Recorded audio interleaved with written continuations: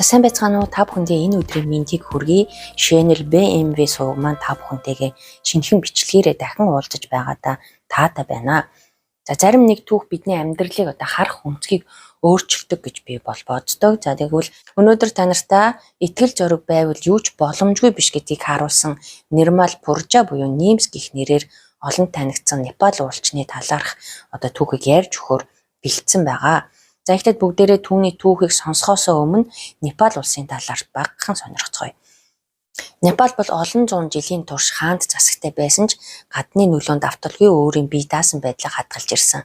Непал улсыг монголоор холбооны бүгд найрамдах ардчилсан бал булс гэж нэрлэдэг. 1990 оны 2 дугаар сарын 18-наас эхлэн Непалд ардчлалыг сэргээх хөдөлгөөн эхэлжээ.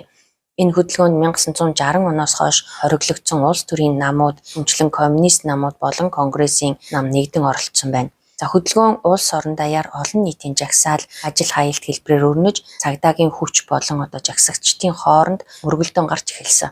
За үүний дараа 1972 оноос 1-р Бирэндра олон нийтийн дарамтанд орж өөрийн ерөнхий сайдыг огцруулж засгийн газрыг тарах мөн улс төрийн шинжилэл хийх бол зарласан байна. Энэ шийдвэрийн үр дүнд улс төрийн намууд дахин хууль ёсны эрхтэй болж абсолют хаант засаглал төгсгөл болж Непал улс олон намд ардчилсан хаант улсын тогтолцоонд шилжсэн юм. 1990 онд Непал улс парламентын ардчлалын тогтолцоог албан ёсоор нэвтрүүлсэн боловч хөдөө орон нутгийн ядуурал, нийгмийн тэгш бус байдал нь цаг хугацаа өнгөрөх тусам улам гүнзгийрч 1996 оноос эхлэн маоист үзэлтэй зэвсэгт бодлого дэгдэхэд хүрсэн. За анхандаа тусгаарлагдсан мөргөлдөөнүүд байсан ч гэсэн удалгүй энэ хөдөлгөөнөд иргэний дайн болон хувирч нийтдээ 18 мянган гаруй хүний амь насыг авч отсон байна. За босгочдод дараах гол зорилтуудыг дэвшүүлж байсан байна. Хаант засгийг хаалж ардчилсан бүгд найрамдах улс байгуулах, угсаатнуудын ялгуурлалтыг зогсоох, ядуурал нийгмийн шудраг бус байдлын эсрэг бол тэмцэх гэсэн. За маоистууд богино хугацаанд Непалийн томоохон хэсгүүдийг хяналтандаа авч, төрийн төлөөлөгчдийг хөөн гаргаж хөрөнгөтөн ангийн өмчийг хураан авч, өөрсдийн хөгжлийн бодлого, захиргааны тогтолцоо, шорон шүүхийн системийг байгуулжээ. За маоистууд хэд хэдэн нийгмийн шинжилгээг бол хэрэгжүүлсэн, эмэгтэйчүүдэд эрчүүдтэй адил өв залгамжлах эрх олгосон, албатан гэрэлтийг хориглосон, эрүүл мэндийн тусламжийг үнэгүй үзүүлж бичиг үсгийн сургалтуудыг зохион байгуулсан. За эдгээр бодлого нь нийгмийн эмэгтэйчүүд, далитууд, үндэстэн ястнууд донд маоист хөдөлгөөн өргөн дэмжлэг авахд бол хүргэсэн байна. За ийм улс төрийн эрх замбраагүй байдал донд 2001 онд аимшигт явдал болсон байна. За хаан Бирэндра хатан Айшвария өмнө нь хаан ширээн заларч байсан Унтаж Дипиндра болон бусад хааны гэр бүлийн гишүүд нэгэн оройн зоогийн үеэр буудуулж амиа алдсан. За мэдээлэлээр бол Дипиндра арх мансууруулах зүйн нөлөөнд орж өөрийн гэр бүлийн гишүүдийг буудаад дараа нь өөрийгөө хөнөөсөн гэж үздэг. За энэ аимшигт үйл явдлын дараа хаан Бирэндрагийн төрсөн дүү Генендра оройн хоолнд оролцоогүй байсан тул амьд үлдсэн учраас хаан ширээн заларсан байна. Гэвч түүний хаанчлал олонний итгэлийг хүлээж чадаагүй, түүнийг хядлагын жинхэнэ зохион байгуулагч байж болзошгүй гэж олон нийт бол сэжиглэж байсан. 2002 онд тэрээр парламентыг тарааж орон нутгийн зөвлөлүүдийг татан буулгаж ерөнхий сайд Шэр Бахадур Деобаг огцруулсан нь хаант засгийн нэр хүндийг бүрэн унгаасан. 2006 онд улс даяар өрнсөн олон нийтийн эсэргүүцэл, жагсаан цуглаан мөн маоистуудын зэвсэгт хөдөлгөөн хөдөөгийн бүсүүдэд төрийн хүчнийг шахан гаргасан байдлын нөлөөгөөр хаан Генендра 2002 онд тараасан парламентыг дахин сэргээгээс өөр аргагүй түрв. Тэрээр Грижа Прасад Койрала ерөнхий сайдаар томилсон бөгөөд улмаар парламент хааны эрх мэдлийг үндсэндээ хассан шийдвэрийг баталсан байна. 2006 оны сүүлчээр Непалийн засгийн газар болон нэгдсэн коммунист нам энгийн албан ёсны гэрээ байгуулж 10 жилийн иргэний дайны дуусгар болсон байна. 2008 оны 4-р сарын 10-нд болсон үндсэн хуулийн ассамблеийн сонгуульд маоистууд ялалт байгуулж 5-р сарын 28-нд анхныхаа чуулганаар хаант засгийг хаалж ардын ардчилсан холбооны бүгд найрамдах улсыг тунхагласан. Ийхүү 240 жил хаант засаглал төгсөж Непал улс бүгд найрамдах улс болсон байна. За бүгдээрээ Нирмал Пуржагийн түүх рүүгээ эргээд орцгоё. За Нирмалыг хочоор нь Нимс гэд дуудаад явчээ. За тэрээр 1983 оны 7 дугаар сарын 25-нд Непалийн Мягди дүүргийн Дана хэмээх тосгонд бол төржээ. Тэр бол 5 одоо хүүхэдтэй айлын 4 дахь хүүхэд, 3 ах, 1 эмэгтэй дүүтэй юм байна. За Ниймсийн гэр бүл хиндүү шашин шүтдэг. За аав нь Энтхэгийн айрмын Гуурхагийн тусгай ангид цэрэг, харин ээж нь тосхны одоо хөдөө аж ахуйн ажилд одоо оролцдог байсан байна. За Ниймсийг 4 настай байхад тэдний гэр бүл одоо газар хөдлөлт, хөрсний нуралтаа сайж, уулнаас хол байрлах житван дүүрөөр нүүсэн байна. За ингэснээр тэр уулын орчинд өсөөгүй, уулын спортоор бол хичээлээд сураагүй хүүхэд байсан. Гэсэн ч тэрээр багасаа л одоо их хөдөлгөөнтэй хүүхэд байж тэдний гэр бүлийн амьдрал тарчигхан байсан учраас одоо түүний ах нар Гуурхагийн цэрэгт илснээр гэр бүлийн орлого нэмэгдэж Ниймс одоо сургуульд явах, англи хэл сурах боломжтой болсон байна. За Гуурхай цэргийн талаар товч танилцуулбал анх 1814-өөс 1816 оны хооронд болсон Англи-Непалийн дайны үеэр Английн айрам Гуурхай цэргийн дайчин чанар, эр зориг, дэсвэр хатуужлыг гайхан биширсэн гэдэг. За зэвсэглэл, арт таалын хангалт маш муу, ихэнх дайчид нь одоо уламжлалт күүкрийн махир хутга, сэлэм жадар зэвсгэлсэн Гуурхай цэрэг одоо Английн хааны мэргэжлийн айрамд бол ихээхэн хохирол учруулжээ. Дайн дууссаны дараа Английн айрам Гуурхай дайчдыг өөрийн айрамд элсүүлж Гуурхай цэргийн анхны хороог бол байгуулсан байна. Гимлэн уулсын хатуу ширүүн байгаль, цаг өөр, хүнд хэцүү амьдрал донд өссөн амьдралын өвөрмөц хэв маягтай дэсвэр хатуужаал дайчин чанартай Гуурхай цэрэг бусад орны дайчтай бол бас ялгардаг онцлогтой аж. За нөгөө талаас ахмад хүнээ хүндэтгэх, дээдлэх, ёс уламжлал одоо хүмүүжлэн тэднийг ийдэг зөөлөн харьцаатай нөхөрсөг гэсэн тодтголтой болгожээ. За Непал залуусын хувьд Английн айрмын Гуурхай баригадад алба хаах нь бол өвөг дээдсийнхээ дайчин уламжлалыг үргэлжлүүлэх нэр хүндтэй эрхэм үүрэг төдөөгийн нөгөө талаас дээрх баригадад алба хааснараа амьдралын баталгаатай болдог юм байна. За энэ айрамд элсхийн одоо тулд маш хэцүү шалгаруултанд тэнцэх шаардлагатай байдаг. За Ниймс өсөж том болоод 2003 оны 1-р сард одоо Гуурхагийн цэрэгт элсэж алба хааж одоо байх хугацаанд тэр инженерийн чиглэлээр мэргэжжээ. 2007 онд Афганистанд томилогдсон үүрэг гүйцэтгэсэн байна. За 2009 онд Английн Тэнгисийн цэргийн одоо тусгай хүчинд элснээр анхны Гуурхай цэрэг болж түүхэнд нэрээ үлдээсэн. За тэнд элсхийн тулд одоо маш одоо хэцүү шалгалтууд өгдөг байсан тул тэрээр 6 сарын турш өдөр бүр шөнийн одоо 2-оос 3 цагт босож 35 кг-ийн үүргэвч үүрээд 20 км гүйдэг байсан байна. За дараа нь тэгээд өдөржингөө ажиллаа хийж байгаад орой 23 цаг хүртэл спорт зааланд дасгал хийдэг байсан. За эндээс харахад бол Ниймс ямар хүн бэ гэдгийг бол багахан ч гэсэн мэдэж болно. За 2010 оны 7-р сараас эхлэн дээр дахин Афганистан болон олон улсын зэвсгэлт мөргөлдөөний бүсүүдэд илгээгдэж буу болон одоо тесрэх бөмбөөс үүдэлтэй гэмтэлд анхан шатны эмнэлгийн тусламж үзүүлэх одоо чадвар эзэмссэн байна. Түүний ойр дотных нь Ниймсийг сорилт бэрхшээлийг даван туулах дуртай, зорсондоо хүрч одоо чаддаг хүн гэж тодорхойлдог. За Ниймс бол маш их өрсөлдөх дуртай, зоригтой, шантрахыг мэддэггүй одоо тэмцэгч бөгөөд үргэлж урам зориг дүүрэн байдаг хүн. За 2012 он болон 2016 онд тэр одоо Эверестэд 2 ч удаа авирсан байна. Ингээд тэр энэ спортод одоо жинхэнэ нутгаар нь дурлсан гэдгийг бол мэдэрсэн байдаг. За түүний эхнэр Сүүчийн энэ эрсдэлтэй аюултай салбарт ч гэсэн одоо нөхрийнхөө хүсэл тэмүүллийг одоо бүрэн дүүрэн дэмждэг байв. За Ниймс Английн айрамд алба хааж байхдаа 2018 онд одоо Лондон хот дахь өндөрлөгийн төвд очиж өндөр уулын нөхцөлд өөрийн биеийн болон сэтгэлийн дэсвэр хатуужлыг шалгах сорилт өгсөн байна. За тэнд дугуйн спортын дэлхийн аваргууд ердөө 90 секундод тисэж байхад Ниймс одоо 3 минут тисэж чадсан байна. Ингээд 2018 оны 10 дугаар сард Ниймс амьдралдаа шинэ алхам хийхээр шийдэж айрмыг орхон нэг том мөрөөдлөө биелүүлэхээр болж орсон. За түүний зорилго бол дэлхийн хамгийн өндөр 8000 м-ээс дээш өндөртэй 14 уулыг авирах байсан юм. Гэхдээ Непалийн уламжлал ёсоор айлын отхон хүн гэр бүлийнхээ хэрэгцээг хангах үүрэгтэй байдаг юм байна. За Ниймсийн аав зүрхний шигдээсээр нас барсан бөгөөд ээж нь хүнд өвчтэй байжээ. Цэргийн ажил нь гэр бүлдээ орлого авчирдаг түнд тэтгэврт гарах хүртэл ойролцоогоор 6 жил дутуу байсан. За түүний ах Камал одоо Ниймсийг цэргээс гаргахгүй байхыг ятгсан боловч Ниймс одоо шийдвэрээ өөрчлөхгүй гэж хатуу шийдсэн. За ингээд тэр айрмаа орхисон бөгөөд ах トゥ хоёрын хооронд баг зэрэг хагарал гарсан байна.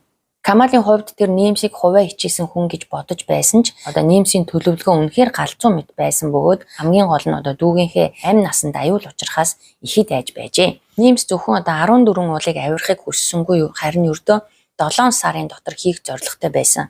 За эдгээр 14 уулыг авирах дээд амжилтыг өмнөд Солонгос Ким Чан Хо гэдэг хүн бол эзэмшдэг байсан байгаа. За тэгээд тэр нийтдээ 7 жил гаруй хугацаанд авирсан. Бүх хүн одоо Нэмстэй чи галзуу гэж хэлж одоо энэ боломжгүй гэж байсан ч түүний хайртай эхнэр л ганцаараа эхнээс нь бол дуустал нь түүнийг итгэлтэйгээр бол дэмжиж байсан. За Нэмс бол зүгээр нэг ууланд дурлагч биш, илүү гүн, урам зориг, дотоод эрч хүчээр бол хөтлөгдсөн хүн байлаа. Тэр үүнийг хийх гэж байгаа нь одоо дэлхийд дахинд хүн гэдэг ямар гайхамшигтай зүйлийг хийж чаддгийг мөн мөрөөдөл, зорилготой итгэх хэрэгтэйг одоо харуулахын төлөө байсан. За бас нэг өөр зүйл одоо түүнийг урамшуулж байсан нь бол Нэмс Непал хүн дээ. Дээрээс нь уулын спортын ертөнцид Непалчууд барууныхан шиг үнэлэгддэггүй, алдаршдаггүй байсан. Тэр үүнийг одоо өөрчлөхийг хүсч дэлхийд болон одоо бүх Непал уулчтад үлгэр жишээ болохыг тэдэнд өөрчлөлт боломжтой гэдэгт одоо итгэх итгэл хүч өгөхийг бол хүссэн. Тэр энэ тухайд ингэж хэлсэн байдаг. Хэрвээ бүх Непал уулчид намайг энэ төслийг амжилттай хийж байгааг харах бол тиймээ тэд магадгүй дараагийнх нь би байж болох юмаа гэж бодно гэж хэлсэн байгаа.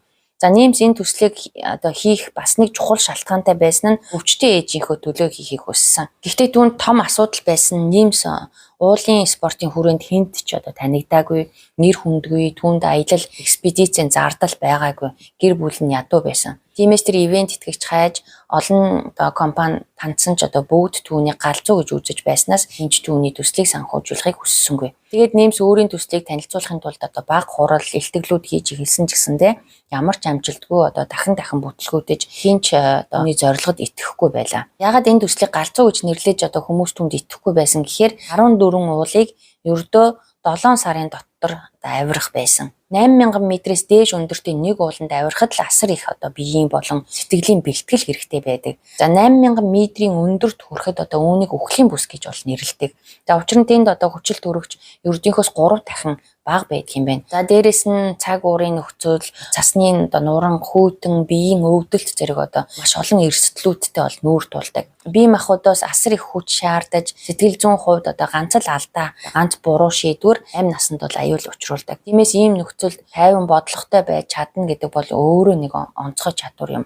Эдгээр өндөр уулын авиралтанд одоо харамсалтайгаар ам өргөддөг хүмүүс ч бол зөөнгүй байдаг. Тийм учраас хүмүүс түүнд итгээгүй, түүнийг галзуу гэж бодож одоо хинч түүний төслийг санхүүжүүлэхийг хүсэхгүй байсан нь байгаа. Гэхдээ тэр одоо өөрөө мөрөөдөлтөө итгэж байсан учраас одоо их нэртэйгээ зөвшөлдсөний үндсэн дээр тэд өөрсдийн байшингаа одоо барьцаанд тавьж аяллаа санхүүжилтийг босгохоор бол шийдсэн байгаа. За Нэмс төслөө одоо 3 үе шаттайгаар хэрэгжүүлэхээр төлөвлөсөн. За нэгдүгээр үе шат нь Непал 4-5 дугаар сард. За Анапурна, Даулагири, за Эверест, Лоцце, Макалу, Канченжунга. За 2 дугаар үе шатт нь Пакистан 6-7 дугаар сард. За J1, J2, K2, за Broad Peak, Нанга Парпат.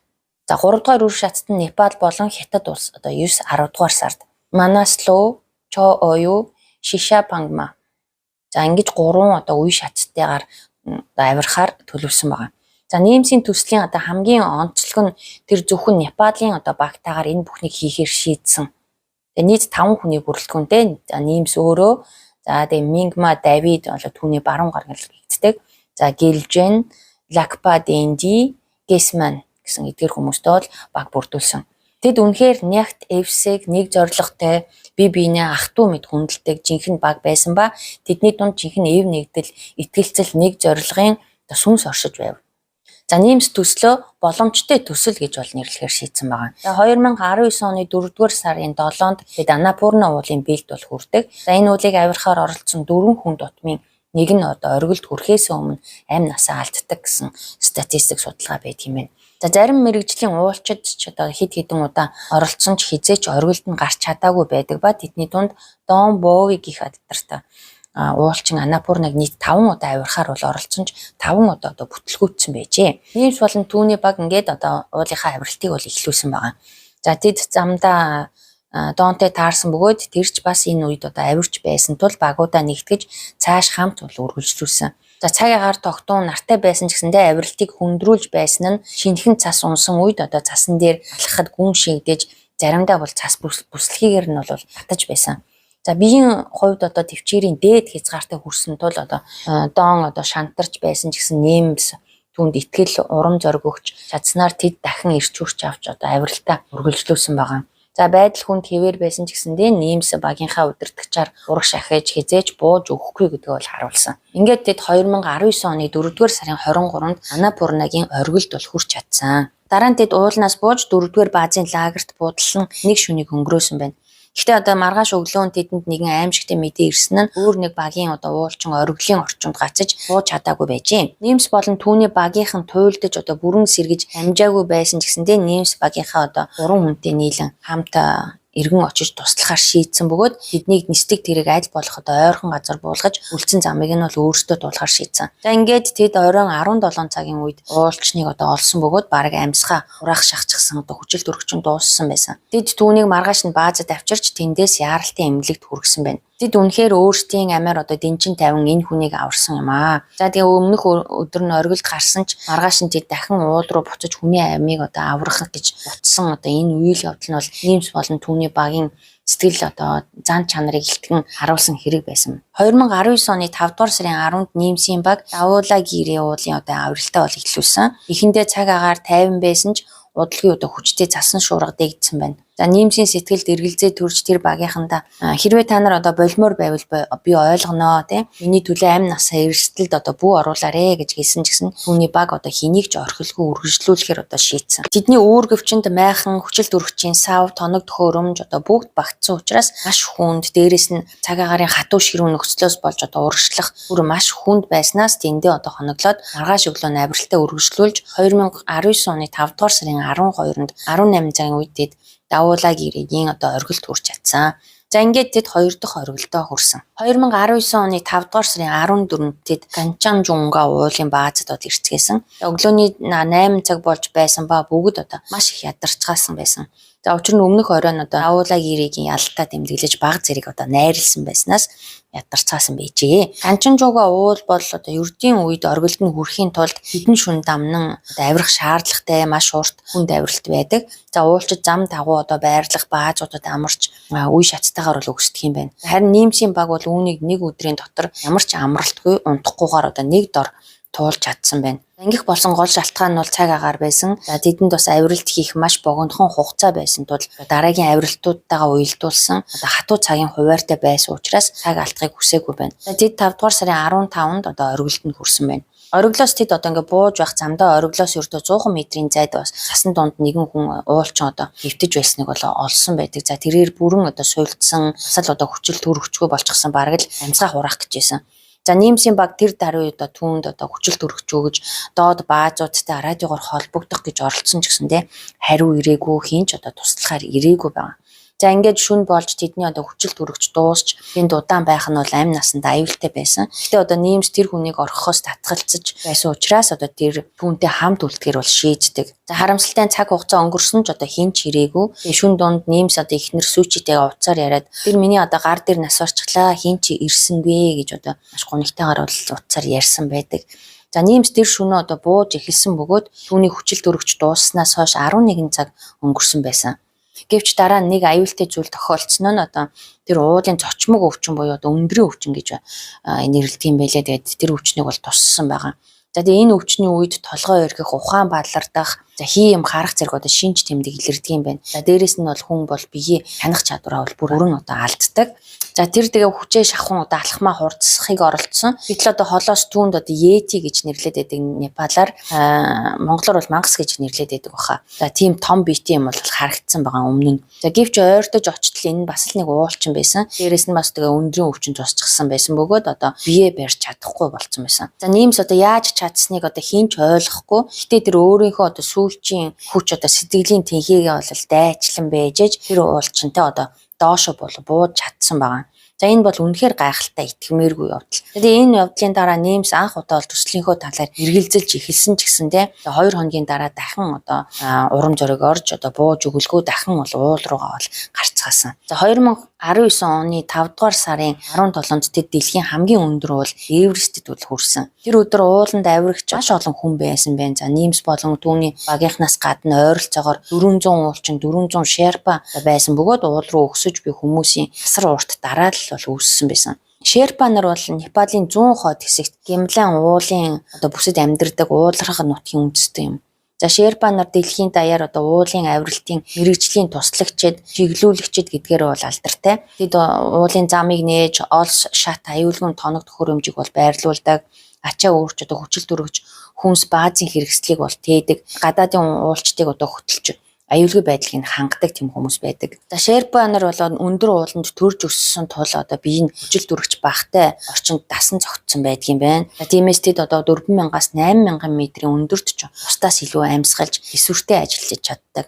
За Эверест болон бусад одоо 8000 метрийн ууланд гарсан бүх амжилттай одоо экспедицийн цаана бол Шерпа нарын хүч хөдөлмөр, эр зориг, туршлага бол байдгийн байна. За гэвч одоо тэдний нэр бол олон жил одоо гадуурхаг дайж хангалттай үнэлэгддэггүй. Төслөөрөө бол Непалийн одоо тэр Шерпа нарын нэр хүндийг дэлхийд бол таниулахыг хүссэн байгаамаа. За ингээд Ниймс болон түүний хамтрагчид маш хурдан туршлагатай байсан тул тэд өмнө нь гарсан одоо уулчдын 95%-ыг бол гүйцэж төрүүлсэн байна. За тэд 2019 оны 5 дугаар сарын 22-ны өглөө 530 минутанд Эверестийн оргилд бол хүрч чадсан байна. За буух замдаа Ниймс одоо нэгэн зураг аваад тэр зургаа бол нийгмийн сүлжээндээ бол нийтлсэн байдаг. За энэ зураг нь бол дэлхийн даяар маш хурдан тархаж Нью-Йорк Таймс зэрэг одоо дэлхийн том одоо хэвлэлүүдэд ч бол нийтлэгдсэн байдаг. Тэр мөчөөс эхлэн дэлхийн нийт одоо анх удаа Ниймсийн төслийн талаар одоо мэдэж уулын спортын ертөнцид анх удаа түүний нэрийг бол сонсож эхэлсэн байна. Ингээд Ниймс болон түүний баг одоо Лотсе болон Макалу ууланд авирч Эвересттэй одоо хамт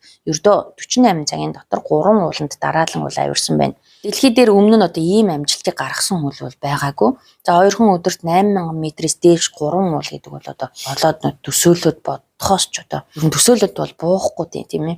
За энэ бол одоо дэлхийн шин дээд амжилт байсан. За ингээд одоо боломжтой төслийн одоо эхний шат бол бүрэн дуусч байгаа. 2019 оны 6 дугаар сарын 17-нд Ниймс болон түүний баг Пакистан руу явлаа. За тэдний эхний зорилго нь Нанга Парпад ууланд авирах байсан. За энэ уул олон уулчны аймыг бол авч одсон хамгийн аюултай оргилуудын нэг бол байсан. За тэр тэд оргилд 2019 оны 7 дугаар сарын 3-нд бол хүрч чаддаг. За тэд тэр шөнөө одоо оргил дээрээ хонсон бөгөөд маргааш нь бууж байх үед Ниймс хальтраад одоо 100 орчим метр газар бол өндрөөс асар хурдтай бол доош бол унсан байдаг. Гэхдээ тэр азар нэг олс шүүрч авч чадсанаар бол хүлтэй нүүр тулахын даваан дээр бол аврагдаж чадсан байдаг. Тэр өдөр одоо Ниймс хэлэхдээ тэр ослын дараа би өөртөө баг зэрэг итгэл алдаж сэтгэл санааны хувьд одоо үнэхээр хүнд байсан. Гэхдээ багийн удирдагчийн хувьд бол би үүнийгээ бол багийнхантаа харуулж болохгүй гэсэн мэн. Тэгээ учир нь одоо миний үүрэг бол одоо багийнхныгаа одоо зоригжуулах, урам өгөх, итгэл төрүүлэх байсан гэсэн байна. За дараагийн 2 уул болох J1, J2 ердөө одоо 3 хоногийн дотор бол амжилттай авирч чадсан байдаг. За одоо тэдний өмнө хамгийн аимшигтэй домогт уул одоо K2. За энэ газар бол үнэхээр сүрдэм. За уулын бэл бол хад чулуугаар бүрхэгдсэн бараг сарны гадаргуу шиг одоо харагддаг гэж хэлдэг юм байна. Ниймсийн баг баазын лагерт бол ирэхэд тэд одоо хэдийнэ өөр уулчид бол байсан. Тэдний дунд Гаррет Мэдисон болон Клара Клочева хоёр бол туршлагатай мэрэгжлийн уулчин байв. Тэд өмнө нь одоо 3 удаа K2-ыг авирахаар оролцсон ч бүх оролцоо нь одоо бүтлгүй болж уцхаас өөр аргагүй болж байсан байна. Тэр орой Ниймс бүх хүмүүсийг цуглуулж, инээж, дуулах, урам зориг сэргээх одоо орой болгож бяцхан найр хийж одоо баярлцгаасан байна. Маргааш өглөө тэр бүх уулчдыг урамшуулж бид бүгд хамтдаа гарч чаднаа гэж одоо хэлэн Клара, Гаррет болон бусад уулчдыг одоо өөрийн багтайгаа нэгтийг бол уриалсан. Тэд эхэндээ эргэлзэж байсан ч одоо Ниймсийн хэлсэн одоо заримдаа эрсдэл гаргахгүй бол өөрийгөө өөрчилж чадахгүй. Энэ удаа бүгдээрээ хамтдаа гарцгаая гэсэн одоо итгэлтэй үгс биднийг итгүүлж чадсан байна. За ингээд Ниймс өмнө нь одоо бусад хүмүүс бүтлгүүцсэн яг тэр маршрутыг сонгоод шөнө 1 цагт авиралдаа эхлүүлэхээр бол болдог. Энэ цаг үед одоо цас илүү хатуу, доктортой байдаг тул олс суулгах нөхцөл илүү найдвартай байдаг юм байна. За тэд зам дагуух баазуудаар дамжин урагшилж 2019 оны 7 дугаар сарын 24-нд K2-ын одоо оргилд бүгд хамтдаа хүрч чаджээ. За Клара, Гаррет хоёр одоо хэлэхдээ энэ бүхнийг бид Ниймсийн ачаар хийж чадлаа гэсэн байна. За дараа нь одоо өөр олон уулчид ч гэсэн одоо Ниймсийн тавьсан замаар оргилд нь бол хүрч чадсан байдаг юм байна. За ингээд K2 бол 10 дахь уул байсан бөгөөд одоо тэдэнд дахиад 4 уул үлдсэн байгаа. За 36 цагийн дараа тэд Браут Пик руу явж 7 сарын 26-нд одоо оргилд нь гарч чадсан байна. За ингэснээр Ниймс болон түүний баг Пакистаны одоо хамгийн өндөр 5 уулыг ердөө 23 хоногийн дотор авирсан байна. Тэр үед Ниймс урд өмнөхөөсөө ч илүү ихтгэл дүүрэн байсан. Гэвч 8 дугаар сарын 27-нд тэр яаралтайгаар Катманду руу одоо буцсан. Учир нь түүний ээжийн биеийн байдал нь бол маш муутсан байсан. Тэгээд зүрхний шигдээсээр эмнэлэгт хүргэсэн бөгөөд одоо эмч нар түүнийг мис засалд оруулахад хитрхи суулд орой байна гэж хэлсэн байна. За Ниймсийн сэтгэл санаа шалдаа бууж тэр үнэхээр цөхрөнгөө барж юу хийгээ мэдэхгүй байсан гэсэн түүний ихнэр сүүчи одоо үргэлж хажууд нь байж түүнд урам зориг өгч тийм ээ. Ээж чинь чамаар бахархаж байгаа гэж байнга одоо хэл сэтгэл санаагаар дэмжиж байсан. За хэд хоногийн дараа хинт ч итгэмээргүй нэг зүйл болсон нь бол одоо ээжийнх нь бие нь бол айжмаар сайжирч эхэлсэн. Тэр Ниймстэй ярьж чадхаар болж одоо миний хүү битгий зогсдоо үргэлжлөөл чи энэ төслийг одоо миний төлөө одоо дуусгах ёстой гэж Ниймсийг зоригжуулснаар 2019 оны 9-р сарын 13-нд Ниймс болон түүний баг Непалд Манаслу уулын бэлд бол ирдэг. За гэвч хоёр том асуудал бас гарч ирсэн. За нэгдүгээрт нь хятадын засгийн газар одоо тэдэнд Шапангма ууланд авирах зөвшөөрөл өгөхөөс бол татгалцсан. Яагаад тэгэхээр одоо 2019 онд энэ уул руу авирахыг бол бүрэн хоригдсан байсан байна. Хоёр дахь нь болохоор Чо оюу уулыг 1-7 хоногийн дараа хаах гэж байсан. Тиймээс одоо Ниймс төлөвлөгөөгөө өөрчлөөд шууд төвд рүү явж одоо Чо оюу ууланд ирж 9 сарын 23-нд тэд амжилттайгаар бол оргилд нь гарч чадсан. За дараа нь тэд цаг алдалгүй Непал руу буцаж Манаслу ууланд авирч 9-р сарын 27-нд оргилдоо хүрт болж чадсан. За хэдийгээр Ниймсийн баг сэтгэл санаа өөдрөг тийм ээ баяр баясгалангаар одоо дүүрэн байсан ч гэсэндээ хамгийн сүүлчийнхээ ууланд авирах зөвшөөрөл хараахан авч чадаагүй байсан. За Ниймс хятадын засгийн газраас зөвшөөрөл одоо авч чадаагүй тул Непалийн улс төрчид одоо тэр дундаа хуучин ерөнхий сайдтай бол хүртэл уулзаж өөрийн төслийг танилцуулаад одоо энэ Непал улсын одоо төлөө тийм ээ нэр хүндийн төлөө чухаллаа гэж бол тайлбарлсан байдаг. За үүний зэрэгцээ тэр нийгмийн сүлжээг бол ашиглан олон нийтээс дэмжлэг хүсэж маш одоо олон дагагчдаа уриалга гаргаж хятадын засгийн газартуудаа хандан бичгийг бол хүссэн. За интернет даяар хүмүүс түүнд одоо бөөнөрөө дэмжлэг үзүүлж уулчид олон нийтийн зүгээс одоо зурвас бичлэг одоо зураг бол нийтлэгдсэн байна. За энэ бүхний үр дүнд одоо хятадын засгийн газар дэлхийд даяар Ниймсийг одоо дэмжиж őг одоо хараад түүний багийн төлөө одоо уулын нээгийг бол зөвшөөрсөн байна. Ер нь бол одоо 2014 оноос хойш энэ ууланд бол хинч гарч чадаагүй байсан байна. Гэвч одоо цаг агаар тэдний талд байсангүй маш хүчтэй салхи, цасан шуурга, Ниймс болон одоо түүний баг бүрэн туйлдаж одоо бүр айдаст автсан мөчүүд ч бол гарч байсан. За мөн тэдний баазын ойролцоо бүр одоо цасан нурангу болж аюул бол ойрхон ирж байсан. За тэгээд эцэст нь хүний төсөөлшгүй төсвөр одоо хүч шаардсан энэ авиралтын дараа тэд 2019 оны одоо 10 дугаар сарын 29-нд оргилд нь одоо хүрч чадсанаар боломжтой төсөл одоо бодит амжилт бол болсон. За тэр зөвхөн зорилгодоо хүрсэн төлөөгийн одоо анхны төлөвлөгөөнөөсөө ч хурдан 6 сар 6 өдөрт дэлхийн хамгийн өндөр 14 ууланд бол авирсан. За оргилд нь хүрээд тэр ээжтэйгээ радиогоор холбогдож бидний төлөвлөгөө амжилттай боллоо ээжээ бид хүссэндээ хүрч чадлаа одоо гээд одоо нүдэндээ нулимс туслуулан байж бол ярьсан байдаг. За эдгээр аяллаа явцад Ниймс болон түүний баг одоо уулын спортоор дэлхийн 6 дээд амжилт тогтоосон байна. За тэд эх орондоо буцахад одоо ард эргээд сэтгүүлчид ухтан авахд Ниймс багийн хүчээр боломжийг боломж болгосон гэж одоо хэлсэн байдаг. Ниймсийн гавьяан зөвхөн амжилт биш. За тэр Непалийн уулчдын нэрийг ч бас дэлхийд бол гаргасан. Тэр бусад одоо уулчдад шинэ одоо зам нээсэн хүн байгаа. За тэгээ түүний хэлсэн үгсээс одоо дурдах юм бол хүн үргэлж итгэл үнэмшлээ дагах ёстой. Өөрөөсөө асуу. Би үүнийг үнэхээр хийхийг хүсэж байна уу? Би үүнийг одоо алдар нэрийн төлөө юу? Эсвэл илүү агуу зүйлийн төлөө хийж байна уу? Заримдаа таны мөрөөдөл бусдын нүдэнд боломжгүй санагдаж болно. Гэтэ тэр нь танд зориулсан боломжгүй зүйл гэсэн үг биш ээ гэж хэлсэн байгаа. За хүмүүс түүнээс одоо та дараа нь юу хийх вэ гэж асуухад Ниймс энэ бол дөнгөж эхлэл гэж инээмсэглэн хариулсан байдаг. Тэгээд үнэхээр тэр амлсандаа хүрч 2021 оны 1-р сард дахин нэг түүхэн амжилт тогтоосон тэр бага одоо ахлан К2 уулын оргилд одоо өвлийн улиралд хүчил төрөгчгүйгээр гарч чадсан байдаг. За энэ дэлхийн уулын спортын түүхэнд шинэ хуудас нээсэн дэлхийн шинэ дээд амжилт болсон байна. За түүний ээж нь харамсалтайгаар 2020 онд бол нас барсан байгаа. Энэ дүүгээр одоо баримтад кино хийгдсэн бөгөөд ээжийнхаа гигиен дурсгалд зориулан бүтээсэн байна. Хэрвээ танд одоо Netflix байгаа бол 14 оргил боломжгүй зүйл гэж үгүй гэдэг энэ баримтад киног заавал үзээрэй гэж би бол танаар зөвлөмөр байна. Тэгээ зураглал, дуу, одоо байгалийн дүрслэл бүгд бол үнэхээр гайхалтай тийм ээ. За тэгээ энэ түүх бол миний сэтгэлд бол үнэхээр гүн хүрсэн. Хүн зорилгодоо хүрэхийн тулд хууштай байдал, итгэл үнэмшил, сэтгэлийн хүч одоо ямар чухал болохыг бол ойлгож авсан. Гэхдээ надад бол заримдаа шантрах үе бол маш их байдаг. За магадгүй та нарын дунд ч гэсэн одоо хин нэгэн зорилгодоо хүрэх замдаа шантраад зогсонг байдалд орсон хүн байж магадгүй. Тэгэхээр одоо энэ түүхийг сонсоод одоо зорилгодоо хүрэхийн тулд шантрахгүй тийм урам зориг авах байхаа гэсэн үднээс би та нарт одоо энэ хүн түүхийг одоо ярьж өглөө тийм ээ. За ингээд өнөөдрийн маань бичлэг үүгээр өндөрлөж байна. Хэрвээ бичлэг маань одоо та бүхэнд таалагдсан байвал одоо